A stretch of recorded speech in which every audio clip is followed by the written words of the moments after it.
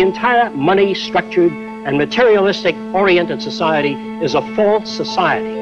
Our society will go down in history as the lowest development in man. We have the brains, the know-how, the technology, and the feasibility to build an entirely new civilization.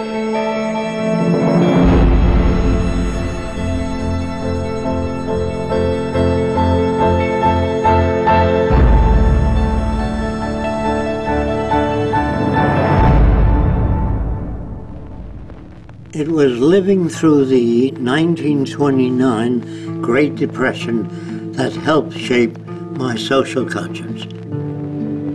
During this time, I realized the Earth was still the same place. Manufacturing plants were still intact, and resources were still there, but people didn't have the money to buy the products.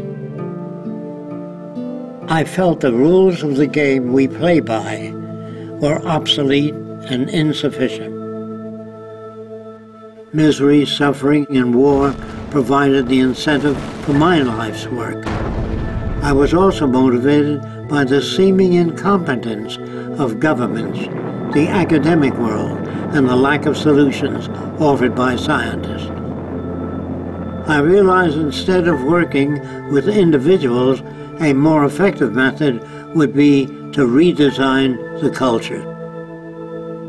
This began a lifelong quest to finding solutions to the many problems that we have today.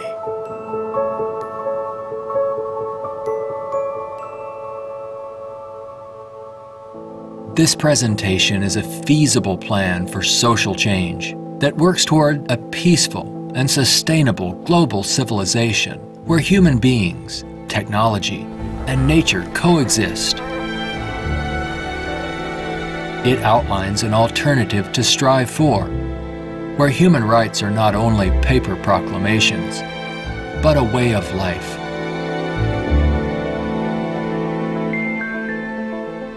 It is called the Venus Project.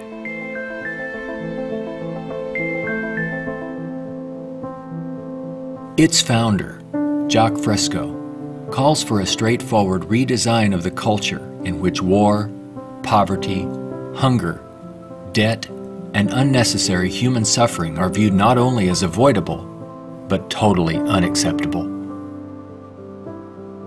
It is becoming increasingly obvious that anything less will simply result in a continuation of the same problems we face today.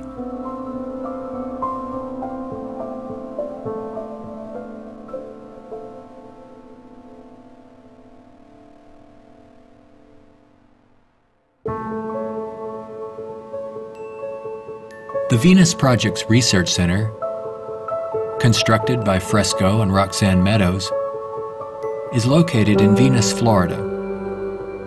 It addresses many of the root causes of our difficulties. But what are the real origins of our problems?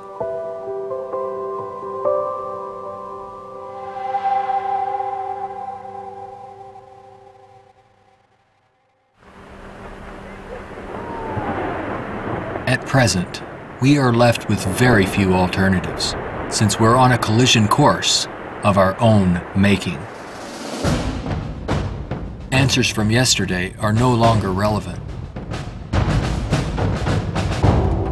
Considering the damage already done to the environment, we are rapidly approaching a point of no return, where nature will dictate the course. Either we continue as we have, with outmoded social customs and habits of thought, thereby threatening our future, or we apply a more appropriate set of values, relevant to a sustainable society, with more opportunity and freedoms. Americans have been conditioned in their kind of society to get a different kind of car next year, to buy a new television set or a tape recorder. We are radical as hell, but our political and social institutions have not changed. And this is where we are stagnating, because we always equate any new idea with communism or regimentation, because we've been brought up to fear that which is new. None of the world's economic systems, socialism, communism, fascism, or the free enterprise system have eliminated the problems of elitism, nationalism, racism, and most of all, scarcity. These are all based primarily on economic disparity.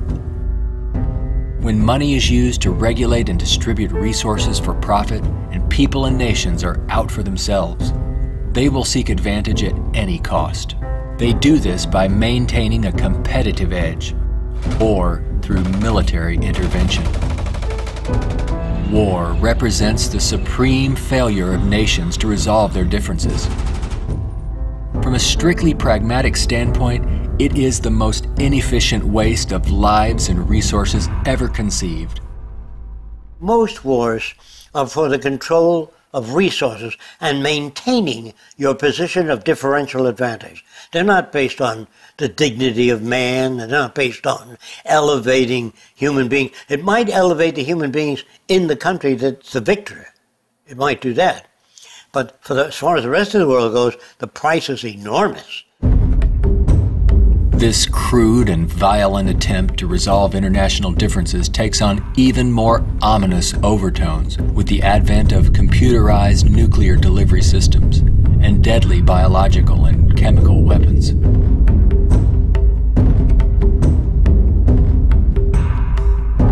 Yet it is a windfall money-making opportunity for those who profit by the military-industrial complex. If the profit were taken out of wars, do you really believe we would have them? If they draft you into the army to serve this country, you put up your life for this country, they should draft all the war industries. Every cannon maker, machine gun maker, automobiles, jeeps, warships, all drafted, so that on the same basis of pay as the army. Then it's real. But if you make millions selling warships, machine guns to the army, then it's corrupt.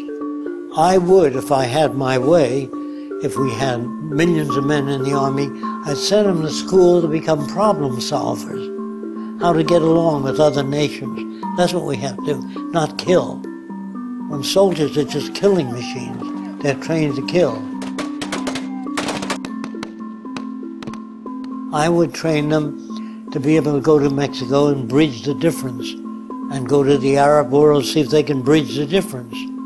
So bring them all together, all the nations.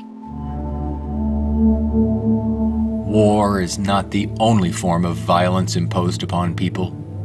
There is also hunger, poverty, homelessness, and unemployment. The acceptance of these conditions as expressive of human nature is a myth used to keep things as they are.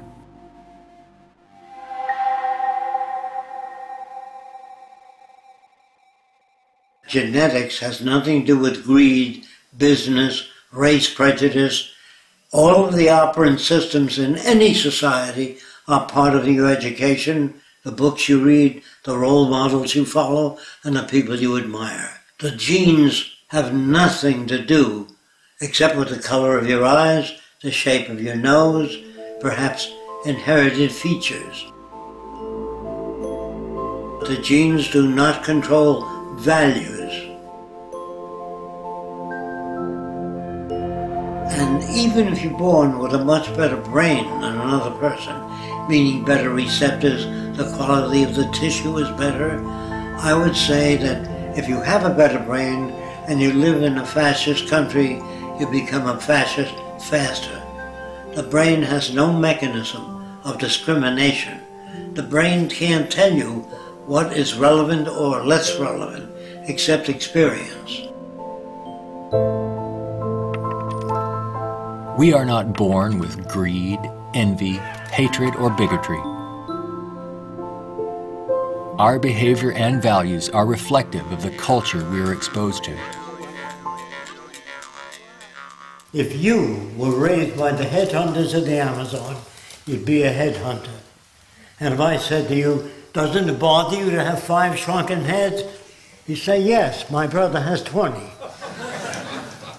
So, is he nuts? No, that's normal to his culture. social and environmental problems will remain insurmountable as long as few nations control most of the Earth's resources, and the bottom line is profit over the well-being of people. Putting profit first results in unnecessary suffering and aberrant behavior prevalent today.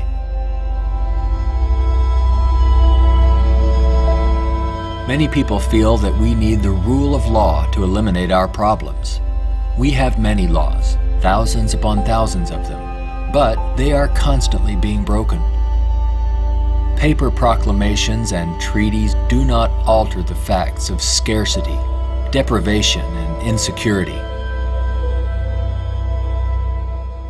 You can predict the shape of the future and the values if you know the trends of events in the ocean pollution, the scarcity of arable land. If you watch that degrading system grow, I can predict the riots and killing and assassination. In other words, human behavior is really generated by the surrounding environment.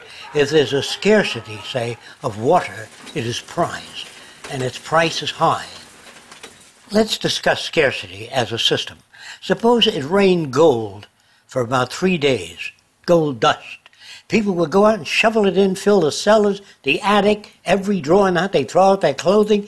If the rain kept up for a year, so the gold was all over the place, people would sweep it out of the house, take their rings off, throw them away, and so human behavior undergoes change to that condition. There's only a policeman in front of something that people have need for and don't have access to. So you put a guard there. But if lemon trees or orange trees and apple trees grew all over the place, you couldn't sell it. If you landed on an island that was so abundant with resources, you had 10 people, there were 1,000 fish for every person if you wanted it. There were 10 times the amount of bread, fruit, and bananas. Money would not come into existence. Private property would not come into existence. If the island was big enough, there was 10 people, there were 8,000 acres. No one would give a damn about staking out this particular area. There are patterns of behavior that promote survival. There are social conditions that change our values and outlook. No one can write a constitution of required behavior without consulting the environment. So we'd better take care of the environment, we'd better take care of one another, and we'd better educate people to the highest possible levels of our ability in order to have a society. Even a peace treaty cannot prevent another war if the underlying causes are not dealt with. Maybe what is needed are ethical people in government who will work towards everyone's well-being. But even if the most ethical people were elected to high positions and we ran out of resources, there would still be lying, cheating, stealing, and corruption. It's not ethical people that are needed, but rather a way of intelligently managing the Earth's resources for everyone's well-being.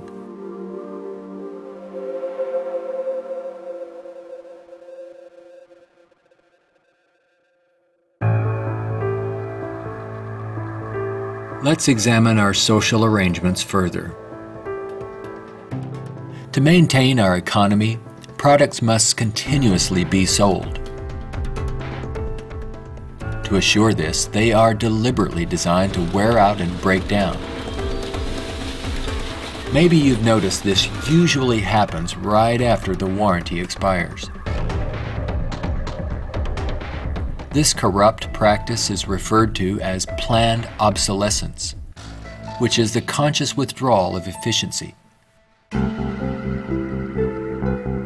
Innovators go through the finest schools and then are required to design things that wear out and break down right on schedule. This results in a tremendous waste of resources and energy. We are plundering the planet for profits.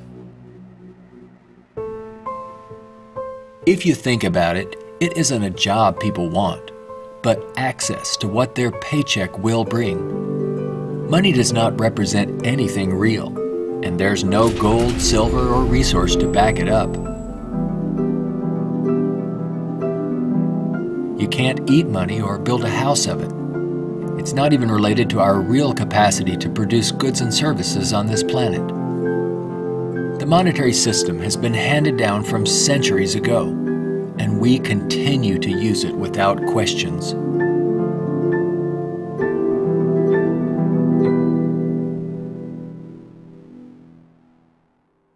This system will keep installing more and more automation, cutting down on the purchasing power of the majority of people.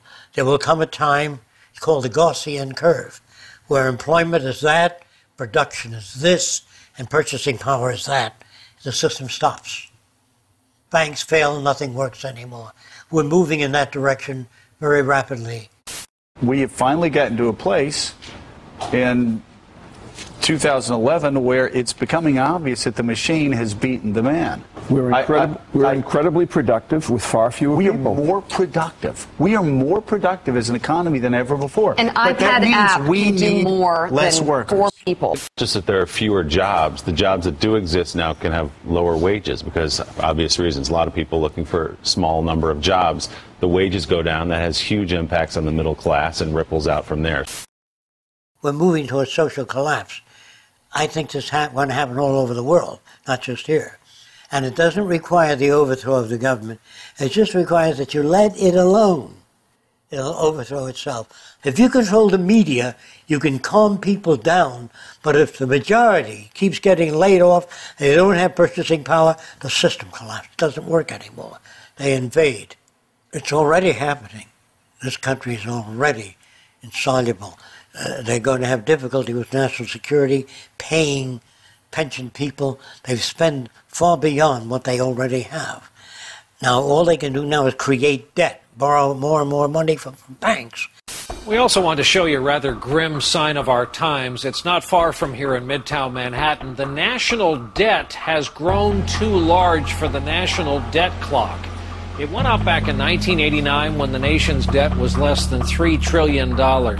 The debt has been piling up so fast lately they had to drop the dollar sign to make room for an extra digit as the number turned over to more than $10 trillion now and counting every second.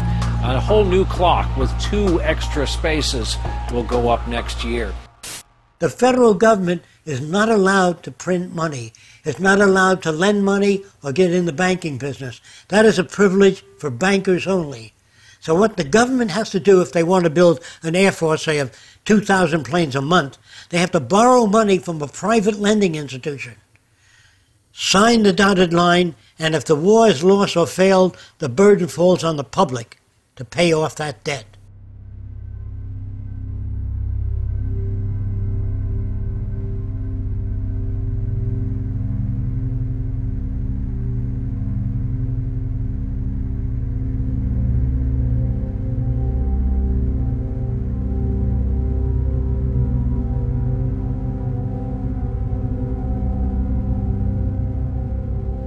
We find ourselves and our social constructs in a transitional state, a matter of social evolution.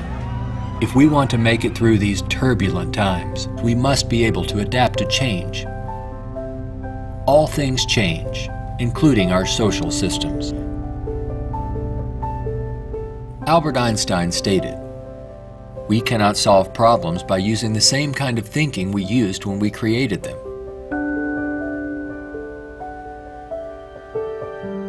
Earth is still abundant with resources. Our practice of rationing resources through monetary control is no longer relevant and is actually counterproductive to our very survival. Today, we have highly advanced technologies, but our social and economic system has not kept up with our technological capabilities, which could otherwise easily create a world of abundance for all, free of servitude and debt. How can this be possible? There is not enough money to feed or house all people on this planet, let alone accomplish these more ambitious ends. But Earth has more than enough resources to meet the needs of all people, but only if managed intelligently.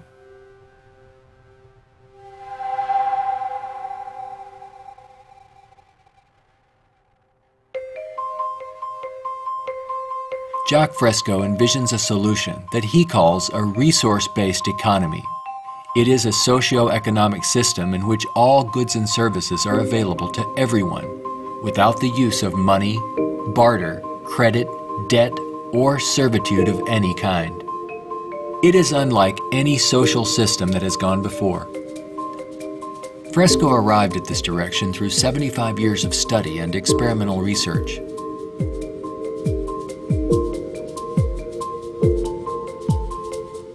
A resource-based economy operates on the basis of available resources and makes those resources available to every human being on earth, free of charge, without a price tag.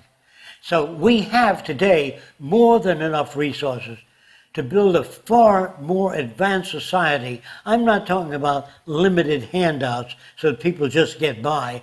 I'm talking about a very advanced civilization. We have the resources, we have the technology, all we have to do is apply it. One of the main aspects of the Venus Project is to eliminate scarcity. This is where the technology comes into play.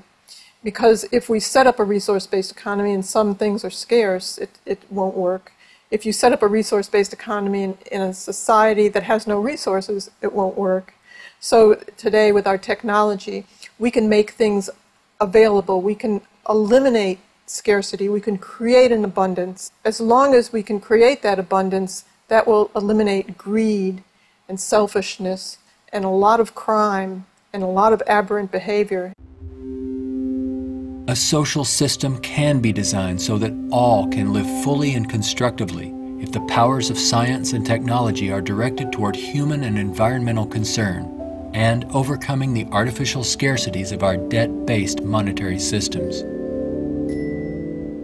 All people, regardless of political philosophy, social customs, or religious differences, ultimately depend upon the same resources: clean air and water, arable land, medical care, and a relevant education.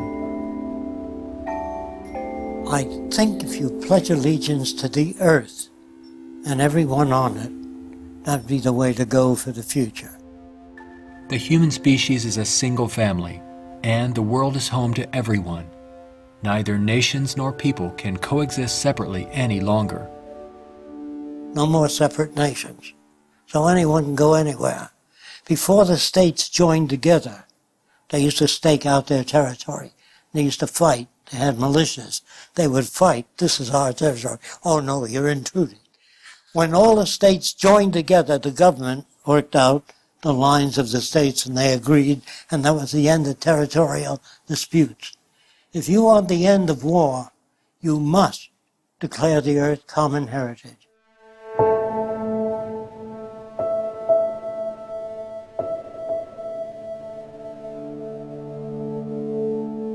This has nothing to do with those who want to form an elite world order with themselves and large corporations in control and the rest of the world subservient to them.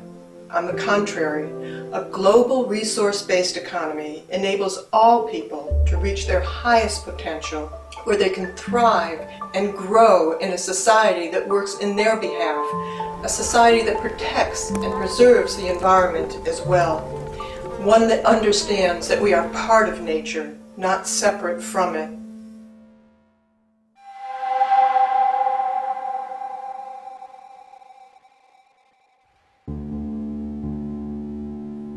Some question what would happen to incentive if needs were met without our having to work to attain them. The question assumes humans have no desires beyond basic needs. If that were true, there would be no inventors, writers, or teachers. People work with passion on the things that interest and challenge them. Let's enable all people to have the opportunity to partake in the greatest challenge one can have, improving our world for everyone. Individuality will be emphasized rather than uniformity. This social arrangement will generate a new incentive system that values the protection of the environment and social concern, rather than the shallow, self-centered goals of wealth, property, and power. It does not call for uniformity. It absolutely calls for diversity. The more diverse people are, the more individuality. So we emphasize individuality, creativity, innovativeness. This is the essentials of the design. It is not a group of scientists telling people what to do, how to live, where to go, what to follow. Motivation and incentive exist when people have meaningful tasks. True growth and development occur when people are involved in creative, challenging, and constructive endeavors. However, motivation and incentive die in the daily grind of boring and repetitive jobs required to earn a paycheck. If you hand out things to people, if you fed them and clothed them and housed them free, they're not going to work in the morning because they don't need it. They got their housing, clothing, motion pictures, and entertainment. Well, why go to work? Work is painful, it's monotonous, it's boring. In the future, if people have access to all their needs, but they don't have any challenges, this is where it goes to pot. So people constantly are challenged by new things. In our schools, we challenge them with many things that are unsolved and many unresolved problems. If you're well-fed and well-clothed, that doesn't stop your brain from working. That would mean that every millionaire does nothing and is turned off because he got all the means. That's not true. There are many millionaires that work 18 hours a day and don't have enough time. It has to do with your background and your education. The more you know about oceanography, astronomy, and all that, the more interest, the more alive you are. And if you're just given food, clothing, and shelter, now you can go to work. You don't have to worry about making a living, which your incentive would be boosted considerably. So I call that a new and innovative incentive system. It's not monetary oriented, it's problem solving oriented. And you get your kicks out of seeing the world become a better place.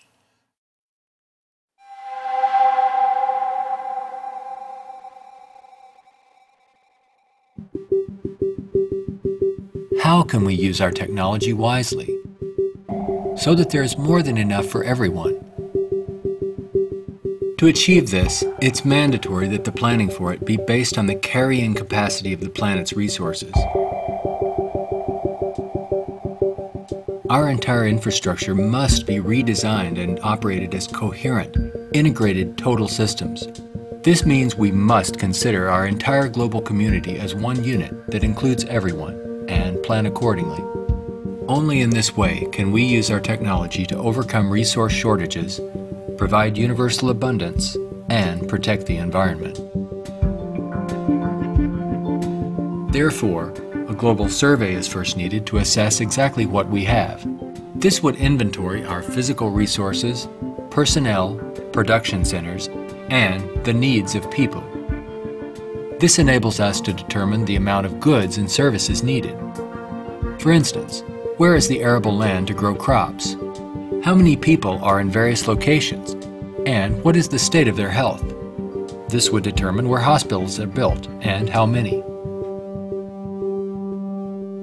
If you try to do that today, ask for a global resource survey of all nations, they'd wonder, what are you trying to do that for? To find if we got enough resource to fight you in armaments and other things? They would be skeptical, hesitant to give that information. So I would say it wouldn't work in today's culture. But after the ideas are put forth and the reason for it and the advantages gained by all the nations, it would have to be specific advantages that they can understand in their terms. And if they agree, then the survey would be conducted. It's not my opinion or the opinion of anyone else would be used. It's the size of the population, the availability of resources, the carrying capacity of the earth that determines what is done and how fast things move. See, today it's done on a totally different basis. But in the future, it'll all be based on a form of dynamic equilibrium. That means operating everything at the highest potential without environmental neglect. The key to achieving abundance and a high standard of living for all is to automate as much as possible in the shortest period of time. But during the transition, we have to bring together the technological capabilities of people working with computers and working with technology and building and designing methods of delivering these resources and the necessary industrial plants to process the resources. Our problems and their solutions are technical, not political. Most problems can be solved when technology and the methods of science are used to serve all people, not just a select few. But what is it that you want? You have to ask yourself, I want to live in a world where I don't have to fear that my children will go into another war, where there'll be deprivation or problems or disease. Do you know how to build that kind of world? No, I don't. Well, how do you go about it? You call upon the various divisions of science, bring them together, and say, these are the problems we'd like to solve. A scientific government doesn't mean that scientists rule or control people. It means they have better means for building transportation systems, better means for cleaning the air. They have the best means for restoring the ocean that we know of to this day. Computers can serve the needs of everyone when CyberNation is ultimately integrated into all aspects of this new and dynamic culture. One can think of this as an electronic nervous system, extending into all areas of the social complex. Their function would be to coordinate a balance between production and distribution, assuring there are no shortages or overruns. In this highly technical society, decisions are based on direct environmental, human, and industrial feedback. You can think of this as electrical sensors throughout the entire environment, from cities, factories, warehouses, distribution centers, transportation networks, all over the globe, gathering data for more appropriate decisions. The decisions are based on the needs of society rather than corporate or private interests. It is not automated technology or machines we should be wary of, but the abuse and misuse of technology by selfish interests. Remember, it is people who decide what ends the machines will serve. If technology does not liberate all people for the pursuit of higher aspirations and human achievement, then all its technological potential will be meaningless. You always do a positive and negative study before you engage in the actual reconstruction of an environment.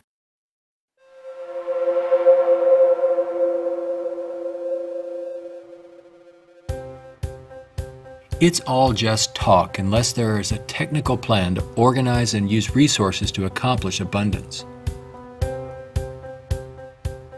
What follows are some of the many approaches the Venus Project provides for the entire social spectrum.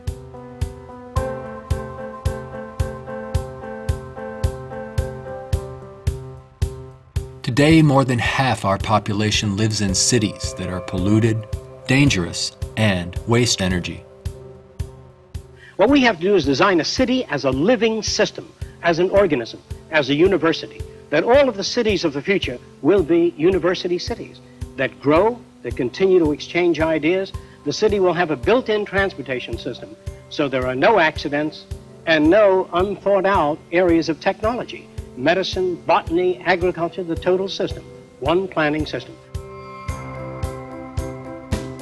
It is actually better to build newer cities from the ground up than to restore and maintain old ones. Fresco uses a systems approach to designing new cities. They're desirable and pleasant places to live. The notion that intelligent overall planning implies mass uniformity is absurd. Cities would be uniform only to the degree that they would require far less materials, save time and energy, and be flexible enough to allow for innovative changes while preserving the local ecology. If we design our cities to meet human needs, you don't have most of the problems that are prevalent today. In the Central Dome, you have childcare, schools, dental care, medical care. In the production and design of the cities, we work out 1/8 of the city system, and then we reproduce it instead of have architects design each building and each structure, which is a tremendous waste of energy and talent. When working on solving the housing problem for all the world's people, construction techniques would be vastly different from those employed today. Extruded and self-erecting structures could revolutionize and speed up construction processes. These lightweight, durable apartments could be produced as continuous extrusions and then separated and positioned in place by the mega machines. The outer shells of these efficient structures serve as photovoltaic generators and heat concentrators. You don't own anything in this society. Really, people don't want money. They want access to things when they want it. And people in a society of abundance having access to things will really no longer begin to store and accumulate things. We recycle it, update it, make it better. Take the same materials of an old car, weighs just as much as a new car, so there are no old cars. Old cars mean danger. If you drive a very expensive car and somebody else drives a beat-up old car, if their brakes fail, you may die. We don't want any old cars on the highway. We don't want anything that breaks down. We don't want anything that takes looking after. In a resource-based economy, people may access whatever products they need without the burden of having to purchase, maintain, or insure their possessions. In this way, there is much more to go around for everyone, and products are always available when needed. Anything people may need is available in these outside access domes. Sculpturing materials, musical instruments, somewhat like the public library. They can go down and access a camera or a bicycle or a wristwatch. Anything that they need is available without a price tag. That would mean we must achieve a level of production that's so high that scarcity no longer exists. That will prevent almost all crime. So there's no way of segmenting or making this system just or equitable. We have to make a system that assures human rights. You know, when everybody has free access to goods and services, you don't have to fight for women's rights or black rights. It's an automatic in a society that's set up that way. You don't have to make laws, don't steal. It would bypass that behavior. Surrounding the central dome, you have the research centers. Centers that do work that's relevant to the sustainability of the entire community. As we move away from the research centers, we come to the recreational area, which has tennis courts and all of the games that people require.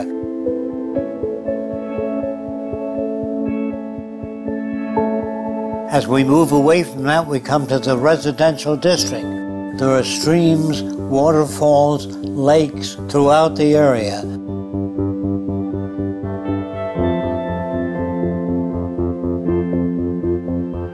We could provide a wide range of unique homes and apartments that can be relatively maintenance-free, fireproof, and virtually impervious to adverse weather conditions.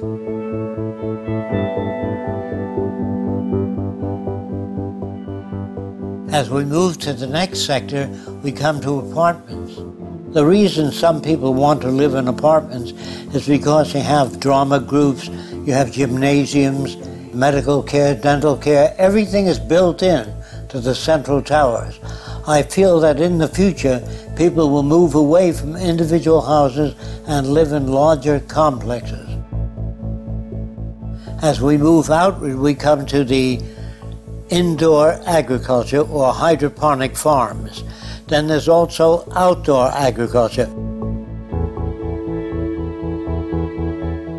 The city would use the best of clean technology in harmony with nature, such as wind, solar, geothermal, heat concentrators, piezoelectric, wave, temperature differentials, ocean thermal vents, and much more. A major development for generating energy in the future could be the construction of a land bridge or tunnel across the Bering Strait. These underwater structures convert a portion of the ocean currents through turbines to generate clean sources of power.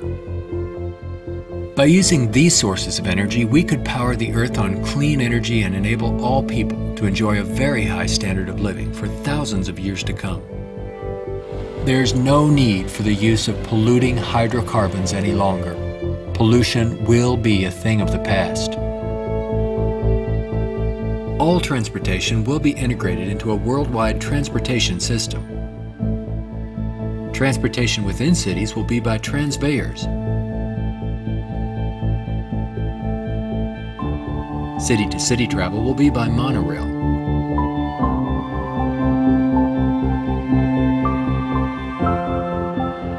Maglev trains are utilized for long-distance travel.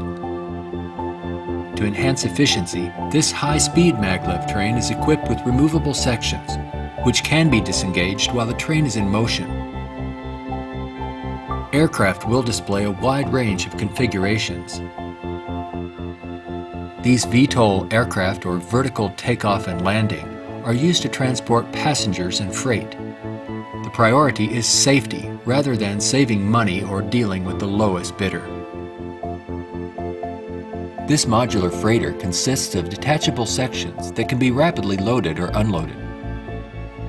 The number of sections varies depending on the amount of freight to be delivered. When all the sections are connected, they can be propelled as a single unit. Ships can be floating manufacturing plants that produce products while en route to their destinations. They can also serve as education centers, where children and adults travel worldwide, obtaining innovative education, not through vicarious study, but through experiencing and interacting with the real-world environment. A national transportation system would include a network of waterways, canals, and irrigation systems. They could serve to minimize the threat of floods and droughts while allowing for the migration of fish, provide natural fire breaks, emergency water sources, fish farms, and recreation areas. When we unleash science and technology directly into the social system without the restrictions of the marketplace, finances, or patents, we could achieve a very high standard of living within a very short period of time. This society would continuously improve, changing rapidly through new technologies, inventions, and ideas. It would be an emergent society rather than an established one like we have today. Imagine living in an extraordinary oceanic city, helping to restore the ocean environment while eliminating land-based population pressures.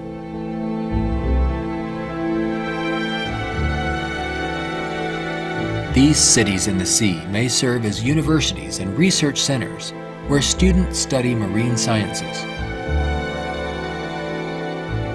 They could be used for ocean farming, mariculture, and mining, while maintaining a dynamic balance in the oceanographic environment. Self-sufficient cities in the sea vary in design depending on their location and function. This undersea observation station permits people to view marine life in its natural habitat.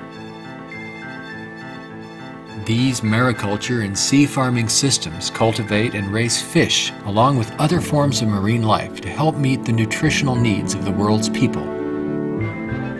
These structures would permit the free flow of water throughout. Using technology in this way would make it possible for a global society to achieve social advancement and worldwide reconstruction in the shortest time possible. Utopia, if ever established, will die, will stagnate. Whereas what I'm talking about, an evolving culture or an emergent culture, I have no notions of a perfect society. I don't know what that means. I know we can do much better than what we've got. I'm no utopian.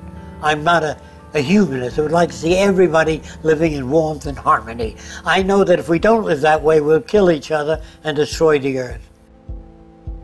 This new lifestyle, while providing leisure and recreation, would also enhance knowledge and creativity for everyone. The measure of success would be the fulfillment of one's personal interest rather than the acquisition of wealth and self-centered goals. A resource-based economy would not only change our environment to make it clean, efficient, and enjoyable, but it would introduce a new value system appropriate to the direction and aims of the new innovative approach. With education and resources made available, there would be no limit to the human potential. Everyone will have the freedom to pursue whatever constructive field of endeavor he or she chooses, without the economic limitations that we face today. We are now at a time when decisions must be made if we wish to evolve from our present culture of scarcity, waste, and environmental destruction to a sustainable society of ecological concern and abundance. A nation without a vision of what the future can be is bound to repeat past errors over and over again. If we say dishonestly that man is the highest form of evolution, which you get in school, man destroys the oceans, the fish, the atmosphere, one another, and man flies over a city, presses a button, and burns everybody in the city with nuclear weapons. Is he the highest creation of nature? Not yet, in my opinion. We've got a long way to go. We could either develop paradise on earth or oblivion, wipe ourselves out. Only the future will tell. It's what you do to make the future. We can create a world where war and want are distant memories. When all of science and technology are used within a global resource-based economy for the protection of the environment and the well-being of all, only then will we understand what it means to be truly civilized.